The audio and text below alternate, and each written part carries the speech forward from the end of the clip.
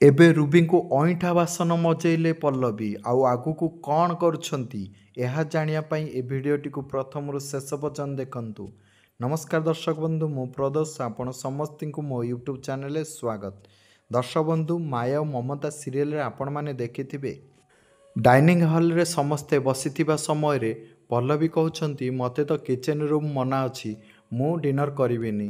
ଆଉ ମମତା ମଧ୍ୟ କହୁଛନ୍ତି ମୋର ତ ଏ ଘରେ କିଛି ଅଧିକାର ନାହିଁ, ମୁଁ ବି ଡିନର୍ କରିବିନି। ରୁବିଙ୍କୁ ଦେଖେଇକି ସମସ୍ତେ କହୁଛନ୍ତି ଆଉ ପଲ୍ଲବୀ ରୁବିଙ୍କୁ କହୁଛନ୍ତି ମା ଏ ଘରର ଦାୟିତ୍ୱ ତୁମକୁ ଦେଇଛନ୍ତି, ଏବେ ତୁମେ ଡିନର୍ କରିବ। ଏହାପରେ ରୁବି ବାଧ୍ୟ ହୋଇ ଡିନର୍ କରିବାକୁ ଯାଉଛନ୍ତି। ଆଉ ରୁବି ଡିନର୍ କରୁଥିବା ସମୟରେ ରାଗି ଯାଉଛନ୍ତି ଏବଂ ହଟ୍କେସ୍ ତାଙ୍କ ଗୋଡ଼ରେ ପକାଇ ଦେଉଛନ୍ତି। ଆଉ ଡିନର୍ ଖାଇସାରି ସମସ୍ତେ ନିଜ ନିଜ ରୁମ୍କୁ ଯାଉଛନ୍ତି। ଆଉ ପଲ୍ଲବୀ ରୁବିଙ୍କୁ କହୁଛନ୍ତି ଅଇଁଠା ବାସନ ଉଠେଇବା ପାଇଁ। ଆଉ ରୁବି ରାଗି ଯାଉଛନ୍ତି ଆଉ କହୁଛନ୍ତି ମୁଁ ଏସବୁ କରିପାରିବିନି। ଆଉ ପଲ୍ଲବୀ କହୁଛନ୍ତି ତମେ ଏ ଘର ଦାୟିତ୍ୱ ନେଇଛ ମାନେ ସବୁକିଛି କରିବାକୁ ପଡ଼ିବ। ଆଉ ପଲ୍ଲବୀ କହୁଛନ୍ତି ତମେ ଆମମାନଙ୍କୁ ଯେତିକି କଷ୍ଟ ଦେଇଛ ମୁଁ କେବେ ବି ତୁମକୁ ଛାଡ଼ିବିନି, ଆହୁରି ବି କଷ୍ଟ ଦେଇପାରିବି। ଆଉ ଏହାପରେ ରୁବି ତାଙ୍କ ରୁମ୍କୁ ଛୋଟେଇ ଛୋଟେଇ ଯାଉଛନ୍ତି। ଖଟ ଗୋଡ଼ରେ ତାଙ୍କ ଗୋଡ଼ ବାଜି ଯାଉଛି ଏବଂ ବହୁତ ପୀଡ଼ା ହେଉଛି। ଆଉ ସେ ମନେ ମନେ ଗାଳି ଦେଉଛନ୍ତି ଏବଂ କହୁଛନ୍ତି ମୁଁ ଏ ଘରେ କାହାରିକୁ ଛାଡ଼ିବିନି, ସମସ୍ତଙ୍କୁ ଶାସ୍ତି ଦେବି।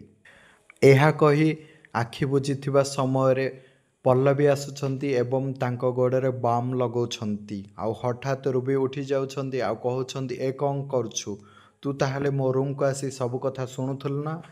ଆଉ ପଲ୍ଲବୀ ତାଙ୍କୁ ବୁଝାଉଛନ୍ତି ଆଉ କହୁଛନ୍ତି ତମେ କାହିଁକି ଏସବୁ କରୁଛ, ମୋ ମନରେ କିଛି ଖରାପ ଉଦ୍ଦେଶ୍ୟ ନାହିଁ, ମୁଁ ତମ ଗୋଡ଼ରେ ବାମ୍ ଲଗାଇବାକୁ ଆସିଥିଲି ଆଉ ରାମାୟଣ ପଢ଼ିବାକୁ ଆସିଥିଲି।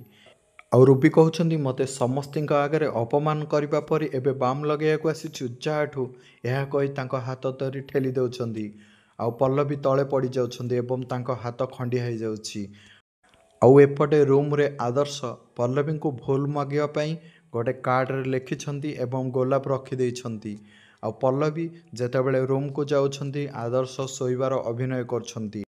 ଆଜି କ'ଣ ଆଦର୍ଶ 10ଟା ହେଇଛି, ଏତେ ଜଲ୍ଦି ଶୋଇପଡ଼ିଲେଣି। ପଲ୍ଲବୀ ତାଙ୍କ ଷ୍ଟଡି ଟେବୁଲଠିକି ଯାଉଛନ୍ତି ଆଉ ବସୁଛନ୍ତି।